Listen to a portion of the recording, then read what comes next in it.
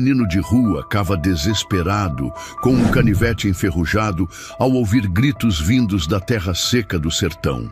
Quando encontra uma menina enterrada viva, a filha de um milionário, ela sussurra algo que muda tudo. Aquilo não era só um resgate, era o começo de uma revelação que destruiria uma das famílias mais poderosas do país.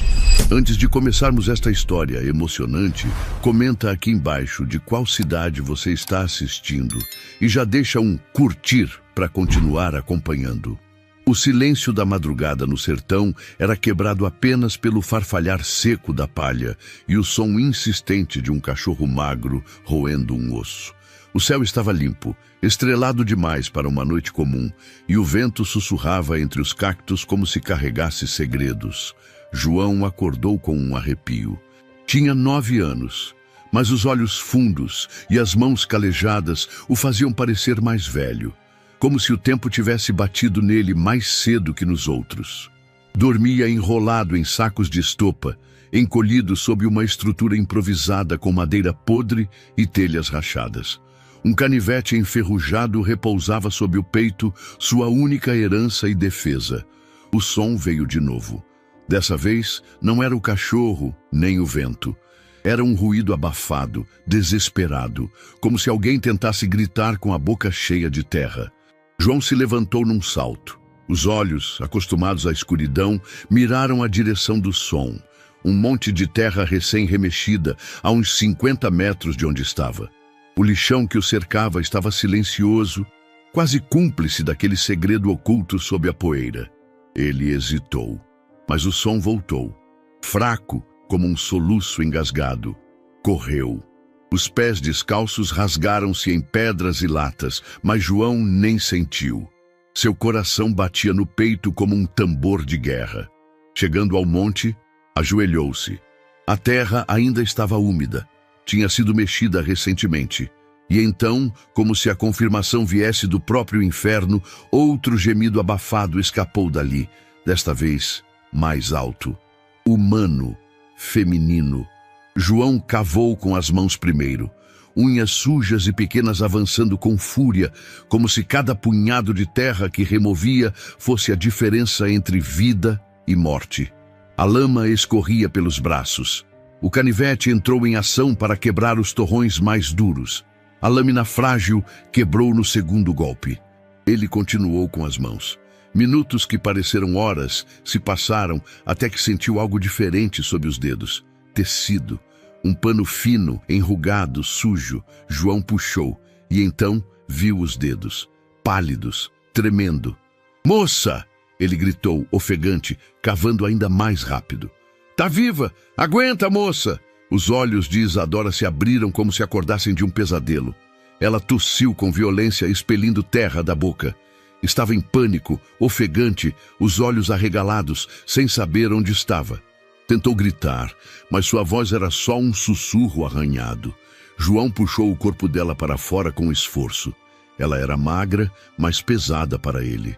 O vestido rasgado estava coberto de barro, sangue seco nos joelhos e cotovelos. Ela chorava sem som, com a respiração presa no peito. Ele limpou seu rosto com a manga suja da camiseta. Tá viva, moça. Calma, eu te achei." Ela agarrou o braço dele como se fosse a última âncora no mundo e desmaiou. João sabia que não podia ficar ali.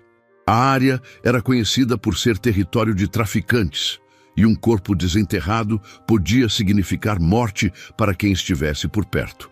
Ele a carregou nos ombros curtos, com as pernas bambas, arrastando-se até o abrigo. Cada passo doía, mas ele não parava. Chegando, colocou-a com cuidado sobre as mantas, pegou uma garrafa de água quase vazia, limpou-lhe os lábios e molhou a testa dela. As pálpebras tremeram. Um som saiu da boca dela. Um nome. "João?" Ele recuou assustado. "Como você sabe meu nome?" Mas ela não respondeu. Estava em transe, meio entre o mundo real e algum lugar escuro onde tinha estado antes. Acordou horas depois, tremendo. João dividiu com ela a única banana meio podre que encontrara no lixo no dia anterior. Ela a aceitou com vergonha e fome. Depois de engolir o primeiro pedaço, chorou. "Quem fez isso com você?" ele perguntou. Eu não sei direito. Um homem, máscara, me pegou na escola. Acho que me deram alguma coisa. Apaguei. Depois, acordei no escuro." Ela olhou em volta. "Isso aqui é sua casa?" Ele assentiu, com um meio sorriso tímido. Ela ficou em silêncio por um tempo. Depois disse: "Você me salvou." João abaixou os olhos. "Você vai embora daqui, né?" Ela não respondeu. Longe dali, na mansão Bernardes, Alexandre surtava. A polícia, os helicópteros, a imprensa, nada tinha encontrado sua filha. Patrícia, a investigadora do caso, apostava que Isadora ainda estava viva. Mas cada dia aumentava a pressão para encerrar o caso como fatal. Naquela noite, enquanto Isadora dormia, João ficou sentado olhando para ela. Nunca tinha visto alguém como ela, nem pela televisão. Era como se tivesse caído de um outro mundo, mas era real. Ela estava ali, respirando. Por causa dele, João não sabia o que viria depois. Mas pela primeira vez em anos, não sentia só fome ou medo. Sentia importância. Alguém precisava dele, e isso era novo. O barulho dos grilos ecoava como um relógio natural, marcando as horas no sertão. Quando Isadora abriu os olhos, a luz fraca da manhã mal penetrava pelas frestas do abrigo. Seu corpo inteiro doía, da garganta seca à costela machucada. Tentou se mover, mas sentiu a rigidez da dor e, pior, o desconhecimento do lugar. A visão era surreal. Um espaço claustrofóbico, paredes de madeira carcomida, pedaços de telha e lona amarrados com fios de cobre. Cheiro de mofo, fumaça, ferrugem e alguma coisa azeda. Ela se ergueu de supetão, arfando. "Calma!" A voz do menino surgiu do canto num tom baixo, assustado. Ele estava encolhido, como se tivesse medo que ela o atacasse. "Quem é você? Onde eu tô? O que você fez comigo?" Ela disparou, tremendo, os olhos em chamas. "Você estava enterrada. Eu te tirei de lá." Ele respondeu, levantando as mãos num gesto de defesa. Ela piscou, confusa, o coração martelando no peito. "Enterrada?" "Sim, lá no lixão. Tinha gritos saindo da terra. Eu ouvi. Eu cavei." Ela levou as mãos ao rosto. A lembrança era fragmentada. Flashes de escuridão, cheiro de terra molhada, o pânico do sufocamento. As lágrimas começaram a cair sem controle. João se aproximou devagar e colocou à frente dela uma garrafinha plástica com um restinho de água. "Bebe devagar, senão te dá enjoo." Ela pegou com as mãos trêmulas e bebeu em goles curtos, entre soluços. Depois, olhou para ele com mais atenção. Era um menino pequeno, pele castigada pelo sol, o cabelo bagunçado com a sujeira entranhada, olhos fundos que pareciam carregar uma vida inteira de silêncio. "Qual seu nome?" "João." Ela limpou o rosto com o braço. "Isadora." Um silêncio constrangedor caiu entre os dois. João coçou a nuca, depois fuçou uma sacola no canto. Tirou de lá uma fruta amassada, uma goiaba. "Tá meio passada, mas é o que tem." Ela hesitou. O cheiro da goiaba era forte, quase azedo, mas o estômago doía como se estivesse cavando por dentro. Aceitou. Deu uma mordida quase com culpa e mastigou devagar. "Você mora aqui?" Ela perguntou entre um pedaço e outro. "Desde que minha mãe sumiu." "Faz um tempo." Isadora olhou em volta, os olhos captando os detalhes. Um saco de arroz vazio usado como travesseiro, potes improvisados com latas, uma garrafa com um pano servindo de filtro. Cada objeto contava uma história de sobrevivência. "Você não tem ninguém?" João deu de ombros. "Às vezes, uns caras do lixão me dão coisa, às vezes me chutam." Ela ficou em silêncio, segurando a goiaba com mais firmeza. "Você é filha daquele homem da TV, né?" Ele perguntou com um leve receio. "Meu pai é o Alexandre Bernardes." Ela respondeu, a voz baixa. Ele é dono de um monte de empresas. A gente mora em São Paulo. João assentiu sem entender direito o que aquilo significava, mas imaginando que devia ser um mundo onde não se come fruta passada nem dorme no chão. Como você veio parar aqui? Ele perguntou. Isadora apertou a goiaba nas mãos. Eu não lembro direito. Tinha um carro. Eu estava indo para a escola. Aí alguém me puxou. Tinha um pano. Cheirava forte. Depois eu apaguei. Só lembro de acordar, no escuro, e depois... terra. João engoliu seco. Alguém tentou te matar. Ela assentiu, engolindo as lágrimas. Durante o dia, João saiu por um tempo para buscar mais água num tambor enferrujado escondido no mato. Isadora ficou sozinha, com medo de tudo, do lugar, do menino, da memória. Quando ele voltou, viu que ela tinha arrumado as mantas, separado os restos de comida, ajeitado o canto como pôde. Você não tem medo de mim? Ele perguntou, largando a garrafa com água pela metade. Ela o olhou por um instante. Tive, mas você me salvou. Ele coçou os olhos, desconcertado. Ninguém nunca disse isso para mim. Ela deu um sorriso tímido, o primeiro do dia. Ao cair da tarde, o tempo fechou. Nuvens pesadas se acumularam, anunciando uma chuva forte. João reforçou o abrigo com tábuas e lonas. Isadora o ajudou, mesmo com os braços doendo. Quando as primeiras gotas caíram, os dois estavam sentados juntos, dividindo um cobertor fino, assistindo à tempestade como se fosse um espetáculo. Por que você me ajudou? Ela perguntou, olhando para a chuva. João ficou quieto por alguns segundos. Depois respondeu, porque eu ouvi você, e ninguém nunca me ouve. Isadora abaixou a cabeça. Um aperto no peito tomou conta dela. A tempestade lá fora rugia, mas o que se construía ali dentro era mais silencioso e profundo. Um elo improvisado entre dois mundos quebrados tentando encontrar abrigo um no outro. A manhã surgiu com uma névoa tênue e o cheiro de terra molhada ainda grudado no chão do sertão. O abrigo, por mais frágil que fosse, resistira à tempestade da noite anterior. João acordou primeiro. Saiu em silêncio, deixando Isadora dormindo enrolada nas mantas finas. Andou pelas trilhas de areia até um ponto alto do lixão, onde sabia que encontraria Tonhão, um catador de alumínio que de tempos em tempos deixava um pouco de comida ou água por piedade. Ou talvez por ver nele a si mesmo em miniatura. Tonhão estava sentado em cima de uma geladeira velha, desmontando latas com uma faca cega e ouvindo seu rádio chiado de pilha. João se aproximou devagar. Ô, moleque, tá vivo ainda? Resmungou Tonhão sem olhar. João assentiu. Tem água, Tonhão?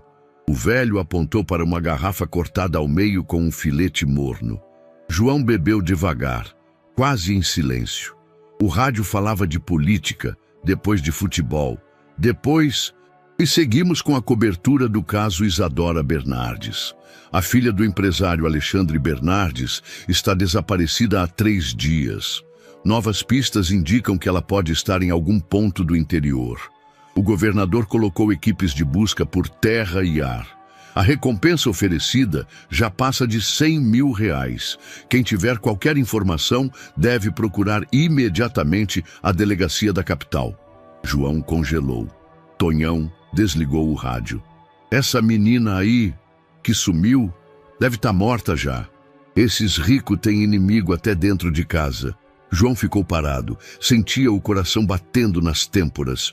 O nome Bernardes, Isadora Bernardes, agora fazia sentido. Ela era a menina da TV, a do rosto estampado nos postes da cidade e nos papéis que voavam pelos becos. E ele a salvara. E se ela estiver viva? João arriscou, a voz falhando. Tonhão riu com desdém. E se eu fosse deputado, né? Vai nessa. João saiu correndo, a cabeça em turbilhão. Ao voltar para o abrigo, encontrou Isadora acordada, sentada com os joelhos encostados no peito. Ela o olhou com os olhos fundos, mais lúcidos. Você demorou. Fui buscar coisa. Ele respondeu sentando no chão, ainda sem fôlego. Ela o observou em silêncio por um tempo. Você está escondendo algo de mim? João hesitou. Depois assentiu. O rádio do Tonhão falou de você. Ela arregalou os olhos. Do que você está falando? Falaram seu nome. Disseram que você é filha de um homem rico. Estão te procurando. Estão oferecendo dinheiro para quem te achar. Ela ficou paralisada. Meu pai está me procurando? João assentiu outra vez, mais lentamente agora. A cidade está doida. Helicóptero, polícia, tudo atrás de você. Isadora começou a chorar. Silenciosamente, como quem tem medo de fazer barulho. Ele não sabia o que fazer. Apenas empurrou uma garrafa com água em sua direção. Eu achava que tinham esquecido de mim. Ela sussurrou. Que eu ia morrer ali, debaixo da terra. João olhou para ela por um instante longo. Depois desviou o olhar. Você não morreu. Ela limpou o rosto com as mãos e, ainda tremendo, disse: Foi você. Eu? Você me salvou. Você me tirou da terra, me trouxe para cá, dividiu sua água, sua comida. Você me salvou. João deu de ombros, desconfortável. Era o certo. Ela se aproximou e tocou no braço dele, leve como se o próprio gesto pudesse espantar o menino. Eu vou te proteger agora. Ele recuou um pouco. Proteger? De quê? De tudo isso. De gente que te maltrata, que te ignora. João riu, meio irônico, meio nervoso. Você acha que pode mudar isso só porque é rica? Ela ficou em silêncio. Não porque não tivesse resposta, mas porque entendeu que as feridas dele eram mais antigas do que qualquer promessa que pudesse fazer. Naquele fim de tarde, João olhava o céu enquanto esculpia com uma pedrinha o cabo do velho canivete quebrado. Isadora, ao lado, observava os urubus circulando ao longe. Você já teve medo de morrer? Ela perguntou. João demorou para responder. Todo dia, mas depois passa, porque se você morre, pelo menos para de doer. Ela baixou os olhos. Eu tinha tudo, mas não tinha ideia do que era dor. Agora eu entendo. Ele a olhou de lado. Você não é como os outros ricos. Talvez porque você me viu de um jeito que ninguém nunca viu. Nem eu. À noite o vento voltou forte. As lonas batiam como velas rasgadas. Eles se encolheram no canto mais protegido. Isadora tremia, e João dividiu com ela o pano que usava para dormir. Se amanhã você for embora, ele disse de repente, não conta que fui eu. Por quê? Porque vão me levar. Me mandar para um lugar ruim, ou achar que eu fiz mal para você. Eles sempre acham isso. Ela segurou a mão dele com firmeza. Eu nunca vou deixar isso acontecer. Ele quis acreditar, mas estava acostumado a promessas que o mundo não cumpria. A sala de comando da delegacia improvisada no interior do sertão cheirava a café velho, papel mofado e ansiedade. Papéis com a foto de Isadora Bernardes cobriam os murais, os mapas e até algumas cadeiras. Mas entre todo aquele caos burocrático, apenas uma pessoa permanecia firme, olhos atentos nos detalhes que ninguém mais via. Patrícia Rocha, 38 anos, investigadora-chefe da Divisão de Pessoas Desaparecidas, não era o tipo de policial que esperava ordens. Ela as criava. E naquele momento, enquanto olhava a foto de Isadora pela 10ª vez naquela manhã, algo lhe corroía por dentro, a sensação de que a menina ainda estava viva. Disseram que encontraram um pano com perfume perto da escola, comentou um agente, colocando um saco plástico sobre a mesa. Patrícia cheirou de leve. Clorofórmio e floral. Mistura de sedativo com disfarce de colônia barata. Alguma novidade com os drones?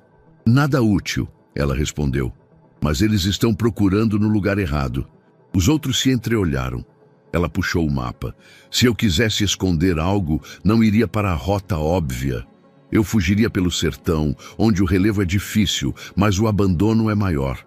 Lixões, comunidades isoladas, lugares onde ninguém olha 2 vezes. Ela circulou uma área em vermelho, o epicentro, um lixão a céu aberto, fora da rota dos helicópteros. Quero patrulha a pé, discreta, e alguém que conheça a área, catadores, moradores, qualquer um. Enquanto isso, no abrigo improvisado, João e Isadora acordavam sob o calor sufocante. A goiaba havia acabado, a água estava no fim, e a tensão no ar era visível, não só pela fome, mas por algo mais. João sentiu isso primeiro, uma presença estranha. Passos, vozes abafadas, sussurros. "Fica aqui", sussurrou ele, saindo agachado pela fresta da lona. Isadora ficou encolhida, os olhos arregalados. 2 homens vasculhavam o lixão, roupas sujas, facas nas cinturas, olhos atentos. João reconheceu um deles, Canela, um conhecido por roubar fios de cobre e vender partes de motores velhos. O outro era novo, talvez pior. "Diz que viram gente nova por aqui", dizia Canela. "Uma menina, loira, sozinha, ou com um moleque." João prendeu a respiração. "Se acharmos, a recompensa é nossa, 100.000. "E se ela viu coisa que não devia?" perguntou o outro. "Aí, meu amigo, vai para a mesma cova onde saiu." João voltou para dentro do abrigo. "Tem gente procurando você. Aqui." "Agora?" Isadora tremeu. "E se acharem?" Ele pegou um pedaço de madeira, o mais firme que tinha. "Eu não vou deixar." Os homens se aproximaram. O abrigo parecia invisível à primeira vista, mas um cachorro faminto começou a latir. Canela seguiu o animal até a estrutura. "Tem coisa aqui." João saiu na frente, os braços erguidos, a madeira escondida atrás das costas. "Só tô eu aqui. Não tem mais ninguém." Canela deu um passo à frente. "Mentira. Tem pegadas pequenas e uma coisa rosa jogada ali. Isso é tecido de roupa de menina." João recuou. Foi quando o outro puxou o pano e Isadora gritou. "Solta ela!" João berrou, avançando com o pedaço de madeira. O impacto no braço do homem fez com que ele deixasse cair a faca. Canela agarrou João pelo colarinho, levantando-o do chão. "Quer morrer, moleque?" Antes que a ameaça se cumprisse, um grito ecoou do alto do monte de lixo. "Solta ele agora!" Era Zeca, um catador velho e mal cheiroso, mas conhecido por ter um tipo estranho de autoridade entre os demais. Estava com um cano na mão e outros 3 homens atrás. "Não toquem neles, ou saem daqui agora, ou vão sair em pedaços." Canela hesitou. O outro homem recuou. Zeca desceu com firmeza, encarando-os até que sumissem entre os montes de metal e lixo. João caiu de joelhos, tremendo. Isadora correu até ele, os dois respirando como quem sobreviveu a um naufrágio. Zeca os observou por um tempo. "Você é o menino da estopa. Não fala com ninguém, sempre sozinho. Agora tá com ela." João assentiu, sem forças para palavras. Zeca se agachou. "Essa menina é a da TV?" Isadora olhou para João. Ele não respondeu. Zeca tirou do bolso um rádio de pilha. "É ela, né?" Silêncio. "Então escuta, tem uma mulher aí na cidade. Patrícia. Tá dizendo que a menina tá viva, que não vai desistir. Eu conheço gente que conhece ela. Vou mandar recado, mas vocês têm que ficar escondidos e calados." João assentiu. "Se fizer isso, ela vem?" Isadora perguntou, a voz embargada. Zeca olhou para ela com uma firmeza inesperada. "Se for quem eu acho, ela vem." Horas depois, Patrícia recebeu o recado via um intermediário. Um menino que vendia balas e ouvira o que Zeca dissera no rádio local. A mensagem era clara. "A menina loira tá viva, com o moleque do lixão.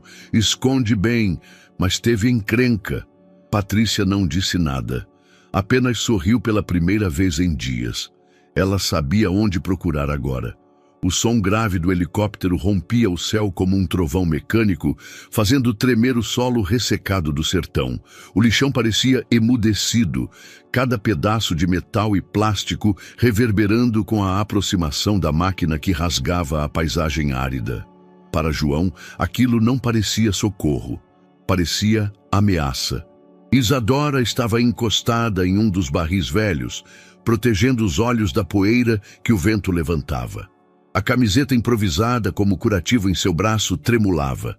O olhar dela se voltava repetidamente para João que observava tudo com uma expressão indefinível, mistura de medo, dúvida e algo mais fundo: distância. Quando o helicóptero pousou, a poeira virou tempestade. Homens fardados desceram rápido, liderados por uma mulher de olhar firme e passo seguro. Patrícia. Ela não falava, apenas escaneava o ambiente com os olhos. Zeca apontou para o esconderijo. Ali, estão ali. Patrícia se adiantou. Os outros esperaram. Ela não precisava de proteção. Queria contato, queria saber quem era o menino que, segundo o recado que recebera, salvara a filha de Alexandre Bernardes, o magnata que pressionava o governo dia e noite. Quando chegou, viu os dois. Isadora se levantou com esforço, cambaleando, os olhos marejados e o rosto pálido. Correu, ou tentou correr, até Patrícia. A mulher a segurou firme nos braços, acolhendo-a como uma filha perdida. Sou Patrícia. Tá tudo bem agora. Você está segura. Isadora chorou, encharcando o ombro da policial. Patrícia acariciou seus cabelos sujos, ignorando o sangue seco, a poeira e o fedor. Tudo que via ali era vida e sobrevivência. João observava, parado. Estava a poucos metros, mas parecia quilômetros distante. Esse é o João? Patrícia perguntou, sem soltar Isadora. A menina assentiu. Ele me salvou. Patrícia virou-se lentamente. Oi, João, eu sou amiga. A gente quer ajudar vocês dois. Ele não respondeu. Apertava o canivete quebrado no bolso. Observava o helicóptero, os fardados, as armas nas cinturas, os uniformes. Tudo que aprendia desde pequeno a temer. A gente vai cuidar dela agora, mas quero cuidar de você também. João desviou o olhar. O corpo dele parecia rígido, como se esperasse um golpe. Mesmo as palavras gentis de Patrícia soavam distantes. Era o tom da cidade, o tom dos adultos, o tom do mundo que o descartava desde sempre. Os paramédicos se aproximaram, chamando Isadora pelo nome completo. Ofereceram máscara de oxigênio, medidor de pressão, cobertor térmico. Ela não queria nada daquilo. E o João, ele vem, né? Patrícia respondeu antes mesmo que a pergunta terminasse. Vamos tentar. Mas João já dava um passo para trás. Depois outro. João, espera! Isadora gritou. Ele balançou a cabeça. Eles vão levar você. Eu não sou como você. Eles não querem gente como eu. Patrícia se aproximou. Eles podem até não querer, mas eu quero. Você fez o que ninguém faria. Eles vão achar que eu roubei, que te machuquei, que sou lixo. Isadora correu até ele, segurou-lhe a mão. Estava fria, suada, tremendo. Você não é lixo. João, você é o motivo de eu estar viva. Mas ele soltou devagar, como quem sabe que aquilo não pode durar. Vão com ela, murmurou. Eu vou ficar. A dor no rosto de Isadora rasgou Patrícia por dentro. Ela queria gritar, carregar os dois, quebrar o protocolo, desafiar a estrutura inteira. Mas o som do outro helicóptero anunciou que o pai de Isadora havia chegado. Alexandre Bernardes desceu acompanhado de seguranças e assessores. O terno de linho claro, coberto de pó, o rosto exausto, o olhar fixo apenas em uma direção. A filha. Quando a viu, correu até ela, envolvendo-a num abraço que misturava amor e pânico. Meu Deus, Isadora, você está bem? Eles te machucaram? O que fizeram com você? Pai, o João. O quê? Ela apontou. João estava ali, parado, meio escondido. Alexandre olhou. Viu um menino franzino, sujo, maltrapilho, com olhos de cão ferido, e por um segundo, apenas um segundo, hesitou. Ele te fez algo? Ele me salvou. Patrícia se adiantou. Esse menino achou sua filha enterrada, cuidou dela, deu o pouco que tinha. Alexandre respirou fundo. Depois murmurou. Então ele já fez o suficiente. Patrícia franziu o senho. Senhor Bernardes, vamos levá-la, agora. E o João? Você quer que eu leve um garoto do lixão para minha casa? Para conviver com minha filha traumatizada? Não. Ele ajudou. E agradecemos. Mas cada um volta para sua realidade. Isadora segurou o braço do pai. Não, ele é meu amigo. Você não entende. Eu entendo muito bem. E é por isso que não posso misturar as coisas. Não agora. Patrícia tentou argumentar. Mas Alexandre já estava puxando Isadora, os seguranças cercando. A menina lutava, gritava, olhava para trás, esticava o braço. João ficou imóvel, apenas observou. E então, o helicóptero levantou voo, levando Isadora embora. De novo. Na Casa Bernardes, em São Paulo, tudo era silêncio luxuoso. O som abafado de passos em carpetes, o sussurro de portas fechadas, o tilintar de copos caros. Mas no quarto de Isadora, o choro era alto, sincero, violento. Ela recusava comida, recusava psicólogos, recusava falar. Só repetia: cadê o João? Ninguém sabia o que dizer. João, por sua vez, voltava ao abrigo como quem retorna ao seu túmulo. A estrutura estava lá, intacta, mas algo havia morrido. Sentou-se no chão, abraçado aos joelhos. O som do helicóptero ainda ecoava em sua cabeça. A imagem de Isadora sendo levada, as mãos dela tentando alcançá-lo. A promessa que ela não pôde cumprir. Naquela noite, o sertão estava mais escuro do que nunca. E João sentia pela primeira vez em muito tempo uma dor que não era física. Era a dor de ter sido visto e depois deixado para trás. O tempo voltou a correr devagar. Cada manhã parecia se arrastar por séculos sob o sol escaldante, e cada noite trazia o silêncio pesado do abandono. O lixão respirava sua rotina mórbida, o barulho dos urubus, o cheiro de podridão e metal quente e o farfalhar das sacolas se debatendo ao vento. João estava ali, novamente invisível. Aquele canto de madeira e plástico que por alguns dias parecera um refúgio compartilhado, agora era apenas o que sempre fora, um abrigo improvisado demais para ser casa e resistente demais para ser apenas lixo. Ele acordava cedo, antes do calor ficar insuportável, e andava entre os montes de entulho procurando pedaços de cobre, latas e restos com algum valor. Os catadores mal o notavam. Alguns acenavam, outros apenas ignoravam. Na primeira manhã, após a partida de Isadora, ele ainda olhava o céu, esperando talvez ouvir o ronco distante do helicóptero voltando. Mas ele não voltou, e ela também não. As noites eram piores. João não dormia de verdade. Cochilava entrecortado, ouvindo cada estalo, cada farfalhar, cada ruído de rato ou cobra. E quando finalmente conseguia adormecer, ela vinha. Nos sonhos, Isadora, suja de terra, os olhos cheios de medo, a voz abafada dizendo: me tira daqui. Outras vezes era o helicóptero levando-a embora, e ele correndo atrás, gritando com a garganta rasgando de tanto tentar impedir. Acordava suando, com o coração disparado, e a mesma sensação de impotência o esmagando. Na mansão Bernardes, o silêncio tinha outro tom. Era decorado. Isadora mal saía do quarto. As janelas estavam sempre fechadas, as persianas abaixadas.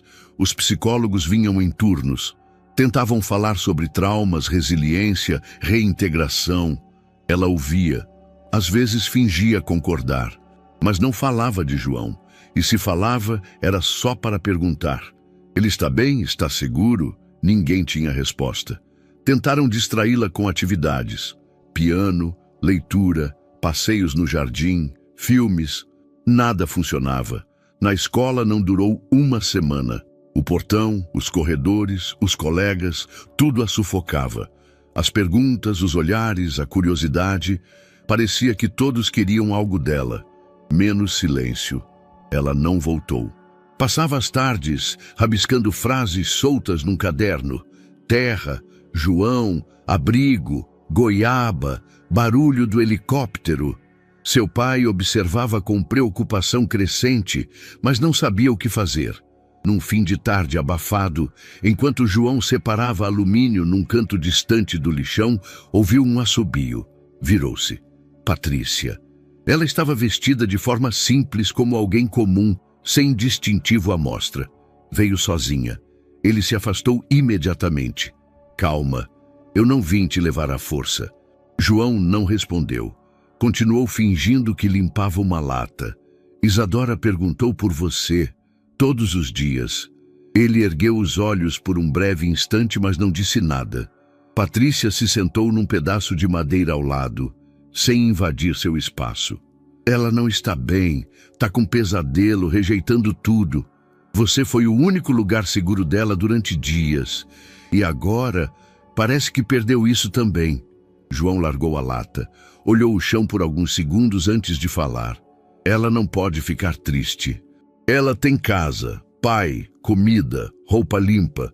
E você não tem nada disso, é isso? Ele não respondeu. Você tem nome, João, história, e tem o direito de ser cuidado também. Ele deu um sorriso irônico. Sei. Cuidado igual quando chega a polícia e me chama de ladrão. Patrícia não recuou. Não vou mentir para você.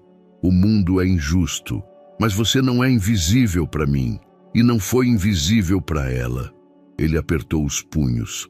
A emoção engasgada saía em gotas de raiva disfarçada. Ela prometeu. Disse que ia me proteger, mas foi embora. Igual todo mundo. Ela quis ficar. Eu vi. João não aguentou. Levantou-se. Virou de costas. Vai embora, por favor. Patrícia assentiu. Levantou-se devagar. Vou voltar, João.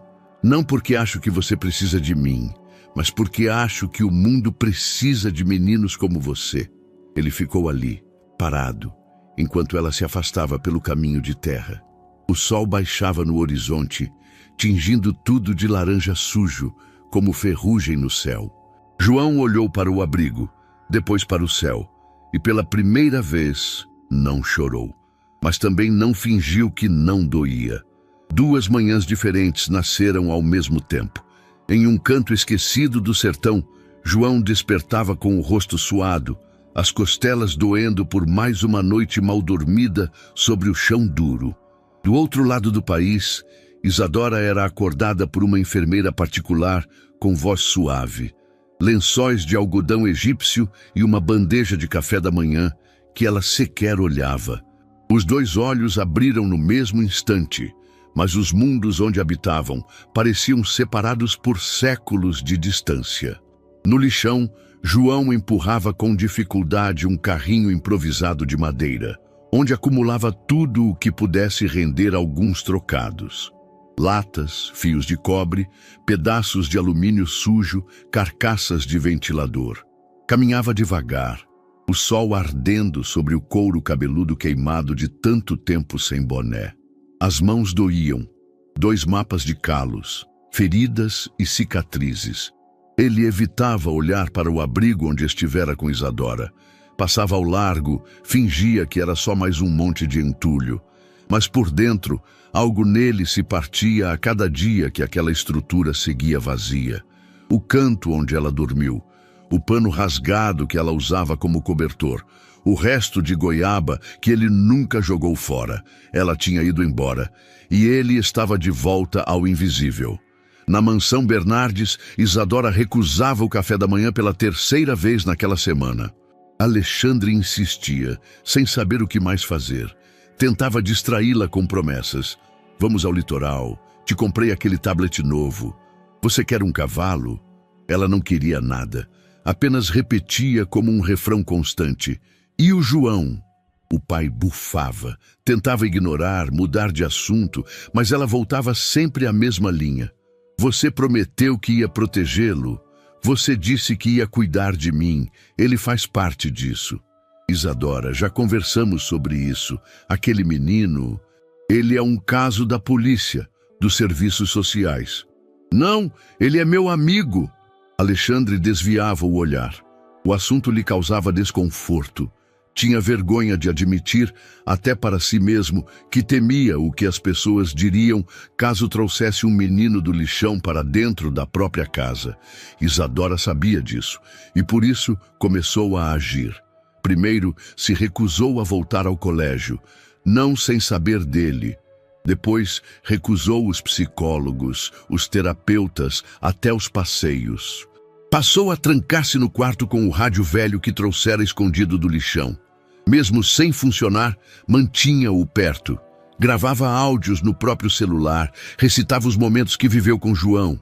Guardava como se fossem diários, como se de alguma forma ele pudesse ouvir. Enquanto isso, nas redes sociais, a história já começava a sair do controle. A primeira matéria surgiu de forma tímida num blog investigativo. Afinal, quem é o menino que salvou Isadora Bernardes? Em poucas horas, outros veículos pegaram o gancho. A informação era confusa. Alguns diziam que ele era órfão, outros que era catador. Alguns afirmavam que era apenas um menino que estava no lugar certo, na hora certa. Mas o nome João começou a circular. A polarização veio em seguida. De um lado, os defensores. Esse garoto precisa ser adotado. Agora, onde está a justiça social? Ele é um herói. Do outro, os críticos. Será que não foi ele quem armou tudo? Muito conveniente esse salvamento. Querem limpar a imagem da família rica. Parece roteiro de novela. Alexandre Bernardes convocou sua assessoria de imprensa. Ordenou controle total das comunicações. Minha filha foi sequestrada, quase morta, e agora querem transformar isso num espetáculo? Mas a opinião pública está do lado do menino. Ignorá-lo pode parecer frieza, alertou um assessor. Alexandre fechou a mão com força. Ele é só um menino de rua, um reflexo da falência do Estado, não é minha responsabilidade. Mas é a de sua filha, disse alguém em voz baixa. Isadora não esperou mais. Gravou o vídeo com a ajuda da funcionária que cuidava dela desde pequena. Pediu que filmasse apenas o rosto, sem maquiagem, sem ensaio. Olhou direto para a câmera e falou com a firmeza de quem viu a morte de perto. Meu nome é Isadora Bernardes. Eu fui sequestrada, enterrada viva e sobrevivi porque João me salvou. Ele é um menino que vive no lixão sozinho. Me deu tudo o que tinha. Me protegeu. E agora ele está sendo ignorado, esquecido. Eu não vou aceitar isso. Não quero que falem de mim sem falar dele. Não quero homenagens se não forem para nós dois. Ele não é um coadjuvante.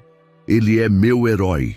E eu não vou sossegar enquanto ele não for tratado com a dignidade que merece. Ela postou o vídeo na própria conta privada. Em 2 horas, viralizou. O vídeo explodiu, foi parar nos maiores portais. As hashtags Justiça por João e Herói do Sertão tomaram as redes. Programas de TV pediram entrevistas. Influenciadores fizeram vídeos emocionados. No lixão, João não entendia muito do que acontecia, mas ouviu. Zeca lhe mostrou o vídeo num celular velho. Os olhos dele marejaram, mas ele disfarçou. Ela falou de mim. Ela não esqueceu, disse Zeca. João ficou em silêncio. Depois perguntou, você acha que isso muda alguma coisa? Antes que Zeca respondesse, uma voz conhecida surgiu ao fundo. Pode mudar se você quiser. Patrícia estava ali de novo, simples, sem uniforme, apenas com os olhos firmes de sempre. Quero que venha comigo até a cidade, só para conversar, sem obrigações. E se for armação? Não é? Tem gente querendo ouvir o que você tem a dizer. Tem gente que está te vendo. João olhou para o céu. Um urubu circulava no alto, preguiçoso. Eles vão me chamar de bandido. Alguns sim, mas outros vão ouvir a verdade. Ele pensou por um tempo, depois assentiu. Então vamos. E pela primeira vez, João saiu do lixão com o peito mais alto. Não era fuga. Era o começo de um embate. O centro da cidade parecia outro mundo. João andava colado a Patrícia, os olhos baixos, assustado com os arranha-céus, o barulho dos carros, a velocidade com que as pessoas passavam sem olhar. No lixão, ele sabia onde pisar, que som significava perigo, que cheiro avisava sobre podridão. Ali, tudo era barulho demais e empatia de menos. Ele usava uma camiseta limpa, que Patrícia trouxera, mas ela ainda coçava. Os sapatos apertavam, os olhares incomodavam. Na recepção do estúdio de TV, a maquiagem tentou disfarçar o medo nos olhos dele, mas não conseguiu. Fala com calma. Seja você. Não precisa responder nada que não queira, disse Patrícia antes da gravação. João assentiu, mas a garganta estava seca e o estômago virado. No estúdio, o apresentador sorriu largo, apertou a mão de João de forma performática. Você é o famoso João, o herói do sertão. Que honra ter você aqui com a gente. Ele não sabia o que dizer. Conta pra gente, João, como foi encontrar Isadora? Você a conhecia de antes? Como sabia que ela estava ali? O menino franziu a testa. Eu ouvi ela gritando. Estava enterrada. Eu cavei com a mão, com o canivete. Canivete! O apresentador fez uma careta sutil. Você andava armado? É que lá é perigoso. Entendi. Mas me diz, João, por que você não levou ela direto para a polícia? Por que escondeu ela por 2 dias? Patrícia se mexeu na cadeira, irritada. João hesitou. Eu fiquei com medo. Gente como eu, quando chega perto da polícia, às vezes some. O apresentador sorriu desconfortável. Claro. Mas você sabia quem ela era, né? Sabia que era a filha do Bernardes? Depois sim, no começo não. O corte da entrevista deixou apenas as partes que levantavam dúvida. O canivete, o esconderijo, a demora. No dia seguinte, os comentários estouraram. Armadilha do lixão? João, herói ou cúmplice? De onde surgiu esse menino? Alexandre Bernardes viu tudo de sua sala de reuniões. Os olhos fixos na TV.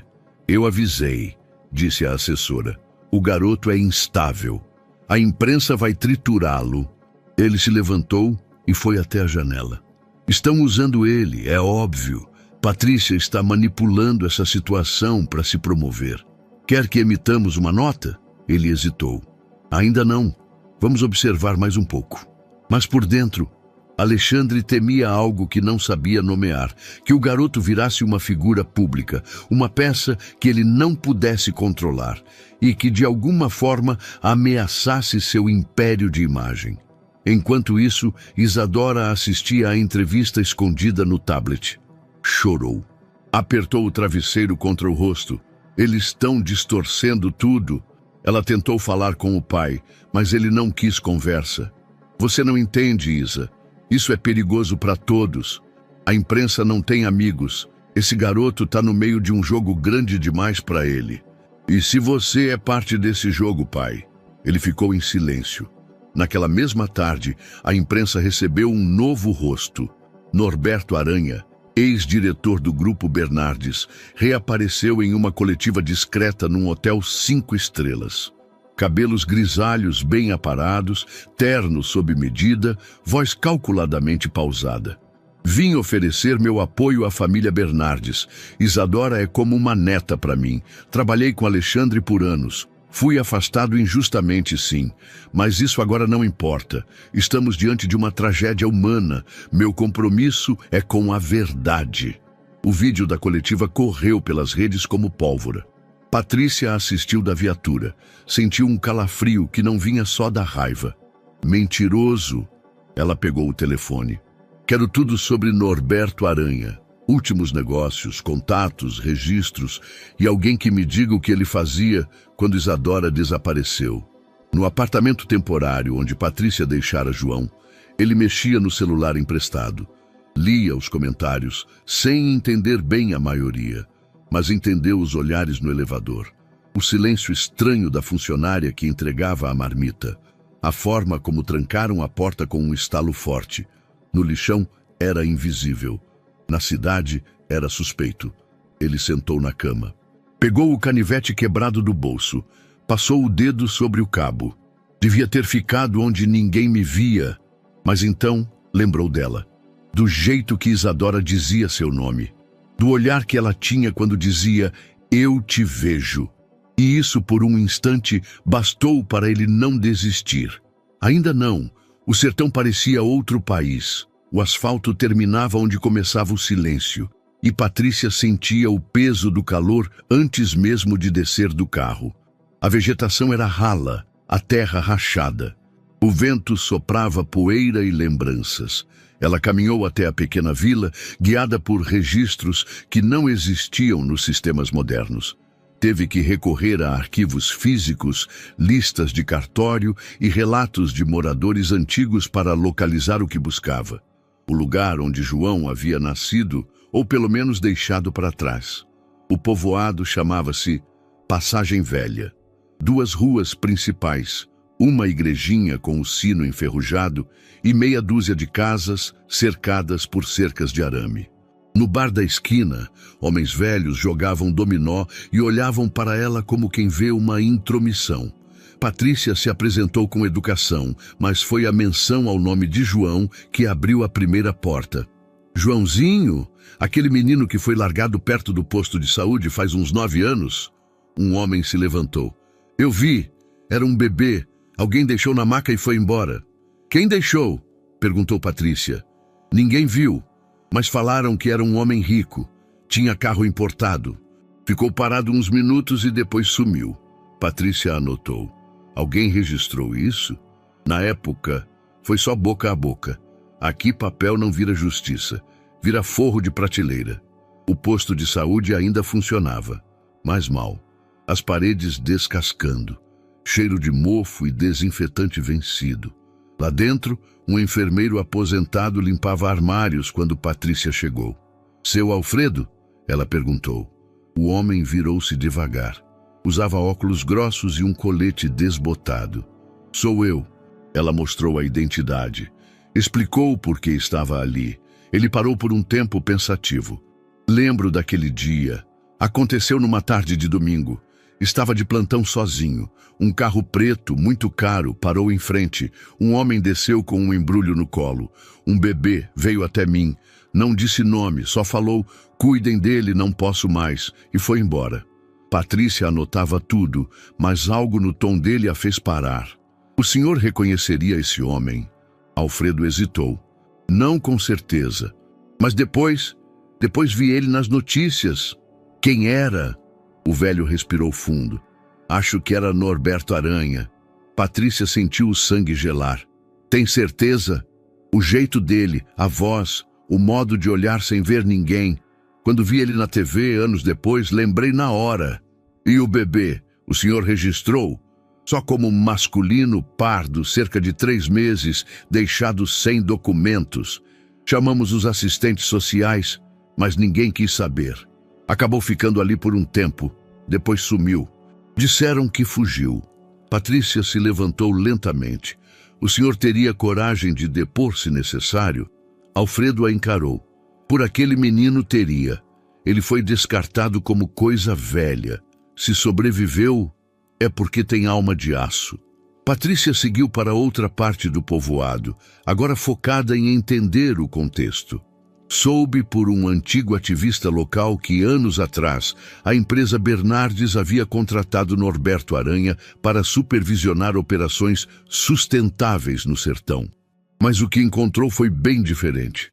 Eles prometeram replantar, prometeram canalizar a água, gerar empregos, disse o ativista, um homem magro chamado Lúcio. Mas o que veio foi extração de cascalho, desvio de rios e descarte de lixo químico. O solo morreu, muita gente adoeceu. E Norberto era o responsável. Mas quando a coisa ficou feia, ele foi embora. Deixou os contratos sem nome, terceirizou tudo. Ninguém conseguiu provar nada. Patrícia anotava tudo, o quebra-cabeça ganhando forma. Na pousada simples onde se hospedou naquela noite, Patrícia espalhou os papéis sobre a cama. As peças estavam ali. João foi deixado por um homem rico. O enfermeiro jurava ser Norberto. Norberto havia comandado projetos no sertão que geraram escândalos abafados. João surgiu no mesmo período em que as operações colapsaram. Coincidência demais. Patrícia fechou os olhos. Sentiu o peso daquilo. Não podia acusar sem provas. Mas a intuição, aquela que a acompanhava há décadas, dizia com clareza: João não foi apenas um menino abandonado. Ele foi escondido, e alguém queria que ele nunca fosse encontrado. Ela pegou o celular, digitou uma mensagem para si mesma. Norberto tem mais ligação com João do que admite. Investigar registros antigos da empresa, cruzar datas, buscar hospital onde a mãe dele deu entrada. Ela apagou e escreveu de novo. Mais direto. Norberto Aranha pode ser avô de João. Ainda não era fato. Mas era um fantasma que agora rondava todos eles. A pasta de papel grosso estava sobre a mesa há horas. Patrícia havia chegado da viagem ao sertão com o corpo moído, a cabeça pesada e o coração em desalinho. Mas não dormiu, nem por um minuto. Ali, entre folhas amareladas, registros hospitalares antigos, relatórios de doações e prontuários esquecidos, ela tinha o que buscava e o que temia encontrar. Um nome, uma ligação. Helena S. Aranha, filha de Norberto Aranha, internada pouco mais de 9 anos antes em uma clínica particular, por estresse pós-parto e crise emocional aguda. Nenhuma certidão de nascimento associada ao bebê, nenhum nome de pai, nenhum registro oficial de adoção. E no campo de responsável pelo paciente, o mesmo nome, Norberto Aranha. Patrícia soube naquele instante. Não precisava de DNA. A verdade já doía por ser evidente. João era neto biológico de Norberto Aranha. Ela marcou o encontro com João no fim da manhã, em seu apartamento temporário. Pediu que ele estivesse sozinho. Não queria que ele recebesse aquilo com câmeras, repórteres ou ruído. Quando ele abriu a porta, o rosto estava abatido. Nos olhos, a mesma sombra que ela começara a reconhecer. A de quem carregava mais do que o próprio peso. Mas havia também curiosidade, quase esperança. Você achou alguma coisa? Ela entrou em silêncio. Sentou. Abriu a pasta. João, você tem o direito de saber. Mas o que eu vou te contar pode doer. Ele assentiu. Ficou em pé, parado, como se esperar em pé fosse a forma mais rápida de fugir se precisasse. Sua mãe se chamava Helena. Helena Aranha. Ele piscou. Aranha? Como o cara da empresa? O quê? Ela era filha dele, João. Sua mãe era filha de Norberto. Isso faz dele seu avô. João riu. Um riso curto, incrédulo. Não, isso tá errado. Patrícia mostrou os papéis, as datas, os registros, a ligação com a cidade onde ele fora deixado, a assinatura de Norberto, o histórico da internação de Helena, os meses batendo com sua idade. Não! Ele repetia, o tom ficando cada vez mais áspero. Isso não pode ser. Ele é o cara que enterrou a Isa. Ele tentou matar ela. E agora você vem me dizer que eu sou parte disso? Você não é ele, João. Mas eu sou o sangue dele. É isso? Eu sou o neto do cara que quase matou a única pessoa que me viu como gente? Ele andava pelo cômodo como fera em jaula. A respiração acelerada, o rosto pálido, os olhos cheios de algo pior que lágrimas. Nojo. E por que ela me largou? Minha mãe? Por quê? Ela era jovem, frágil, a família. Forçou. Não sabemos os detalhes ainda. Forçou. Ele repetiu com amargura. Então, ele destrói o sertão, joga gente no lixo e, quando tem um neto, decide esconder. Enterrar como enterrou a Isa. Você não é o que ele tentou apagar, João. Você é o que ele não conseguiu destruir. Ele parou, olhou para ela. E então saiu. A cidade era barulhenta, mas João não ouvia nada. Caminhava sem rumo, com as mãos no bolso, sentindo o papel do registro que Patrícia colocara ali sem ele perceber. As palavras nadavam na cabeça. Sangue, neto, aranha, lixo, sequestro, maldade, herança, culpa, Isadora. Parou em frente a uma loja. Viu sua própria imagem no reflexo do vidro. Mas o que viu não foi um garoto. Foi uma sombra. Passou por ele um grupo de adolescentes uniformizados. Riam de algo no celular. Um deles, ao ver João, murmurou: "Olha lá o netinho do psicopata." João não reagiu. Continuou andando. Encontrou um beco. Sentou-se no chão. Abraçou os joelhos. Lembrou do dia que viu Isadora pela primeira vez. da terra, do desespero, do modo como ela agarrou seu braço e não soltou.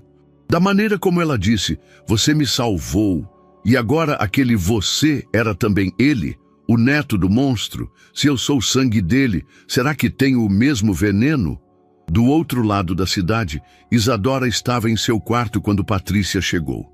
Ele fugiu? Não, ele está em crise. Precisava respirar. O que você contou? A verdade. Norberto é avô dele. O silêncio de Isadora foi mais profundo que o choque. Ela sentou-se na beira da cama. Isso muda tudo. E ao mesmo tempo não muda nada. Ela saiu sozinha. Foi até o endereço que Patrícia lhe dera. Encontrou João sentado numa escada, com as costas curvadas. Ela não falou de imediato. Sentou-se ao lado. O silêncio entre eles era confortável e cruel ao mesmo tempo. Eu ouvi, ela disse, sobre o sangue. Ele não respondeu. E agora todo mundo vai me ver como neto do assassino. O que salva vira o que ameaça. Ela virou-se para ele. Você não é o que os outros pensam. Mas eu sou o que eu penso, e agora eu não sei o que sou. Você é o menino que me ouviu gritar, que cavou com as mãos, que dividiu água, fruta, pano velho. Isso é mais forte que sangue, João. Ele respirou fundo. E se um dia eu for como ele? Ela estendeu a mão. Então eu vou lembrar você quem é de verdade, até você lembrar também. Ele hesitou, mas não segurou a mão. Levantou-se. Preciso ficar sozinho. Ela respeitou. Ficou sentada, vendo-o se afastar. Mas sabia, mesmo que ele ainda não aceitasse, a verdade já tinha sido plantada e ela não iria deixá-lo se perder.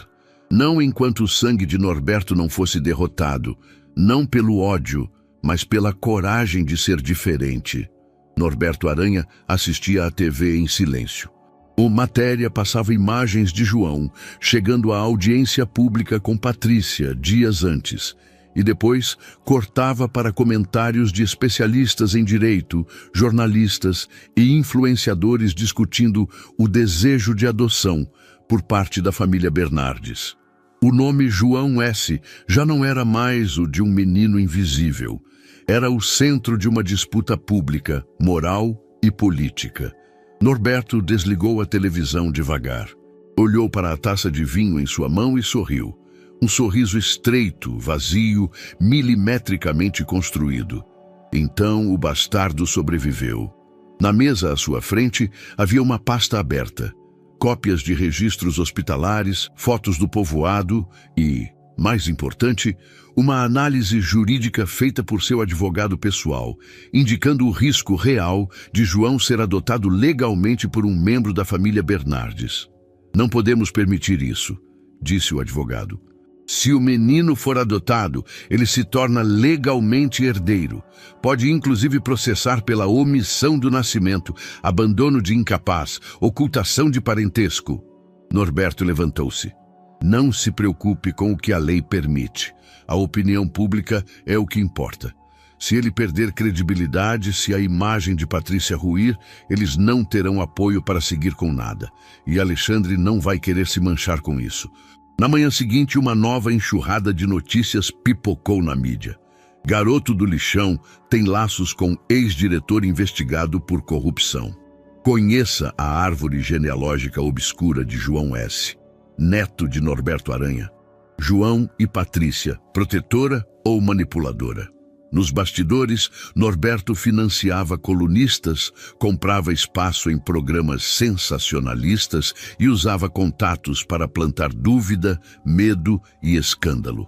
Tudo para mudar o discurso de herói para herdeiro indesejado. Patrícia acordou com o celular vibrando. Ligações, notificações, ameaças. Eles descobriram, murmurou encarando a tela, e estão usando tudo. Ela reuniu a equipe jurídica, discutiu danos, medidas protetivas, pedidos de resposta. Mas no fundo, sabia. O ataque não era só contra ela, era contra João, contra a ideia de que alguém como ele pudesse ter valor. João, por sua vez, se fechou novamente. Evitava a televisão, os jornais, até os recados de Isadora. Se antes sentia vergonha por não saber quem era, agora sentia ódio por saber. No escritório de Alexandre Bernardes, a pressão interna era sufocante. Assessores debatiam danos à imagem da empresa. Advogados queriam se antecipar à crise, mas foi Alexandre quem bateu na mesa. Quero falar com Norberto, pessoalmente, agora. O encontro aconteceu em uma sala privada de um clube de elite. Discretos, sem imprensa. Um garçom serviu café e saiu. Eles ficaram sozinhos. Norberto estava impecável. Terno azul escuro, lenço de bolso, relógio suíço. Alexandre, por outro lado, parecia carregado. A testa suada, o maxilar travado. Você sabia? Alexandre começou direto. Sabia que João era seu neto? Norberto olhou para ele como quem analisa um peão num tabuleiro. Sabia. E enterrou essa verdade como enterrou minha filha. Norberto arqueou uma sobrancelha. Você está exagerando. A criança foi entregue a uma unidade de saúde. Tinha todos os recursos. Você descartou ele, Norberto, como lixo, como descartou os empregados, os moradores do sertão, a verdade. Silêncio. Por quê? Norberto apoiou os braços na mesa. O olhar endureceu. Porque ele nunca deveria ter nascido. Foi fruto de um erro, um escândalo. Meu filho era fraco, a mãe instável. E eu não deixaria que um bastardo sujasse meu nome. Alexandre sentiu o estômago revirar. E agora? Agora quer impedir que ele seja adotado por quê? Por quê? Por vingança? Porque se esse garoto entrar na sua família, Alexandre, ele leva meu nome consigo e o seu. Ele arrasta um passado que você não pode apagar com filantropia. Vai manchar tudo que construiu. E eu sei que você não vai deixar isso acontecer. Alexandre se levantou. Você não entendeu nada, Norberto. Entendi tudo. Você acha que me protegeu esses anos, mas só me cercou de veneno. E agora você não vai decidir mais nada. Nem por mim, nem por minha filha. E muito menos por aquele garoto. Ele saiu. Norberto ficou sozinho, com o café esfriando, e pela primeira vez o sorriso dele vacilou. Do lado de fora, Alexandre respirou fundo, pegou o celular, ligou para Patrícia. Quero conversar, hoje, em particular. Patrícia atendeu com voz firme. Então está pronto para ouvir o que o menino que salvou sua filha tem a dizer? Silêncio. Depois. Estou pronto para escutar a verdade. Toda ela. João acordou antes do sol nascer, com o corpo inquieto e o peito em combustão. Era uma dor surda, não física, um torvelinho de vergonha, medo e algo pior, desorientação. Levantou devagar, pegou a mochila de lona azul, enfiou dentro uma muda de roupa, o caderno com a capa rasgada e, com as mãos trêmulas, pegou o canivete que escondia sob o travesseiro. O papel que deixou sobre a escrivaninha era simples, quase invisível. Não quero machucar ninguém. Saiu sem fazer barulho. Evitou o elevador. Desceu pelas escadas com passos que pareciam pesar uma tonelada. Lá fora, o céu mal clareava. A cidade ainda dormia, mas dentro dele, tudo já estava em ruínas. João caminhou durante horas. Não olhava para trás, mas também não via para onde ia. Só queria estar longe, fugir da palavra aranha. Fugir do rosto do homem que agora habitava seus pesadelos. Fugir da culpa por algo que nunca cometeu, mas que sentia escorrendo por suas veias como ferrugem. Chegou à rodoviária como quem chega a um deserto.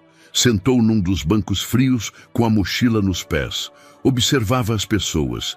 Ninguém o reconhecia ali. E isso era um alívio cruel. Ele voltava a ser o que sempre foi. Ninguém, ou quase. Porque agora até o nada doía. Na delegacia, Patrícia tomava café quando viu a porta do quarto de João entreaberta. Chamou seu nome 2 vezes. Nada. Ao entrar, viu a cama vazia, a mochila sumida.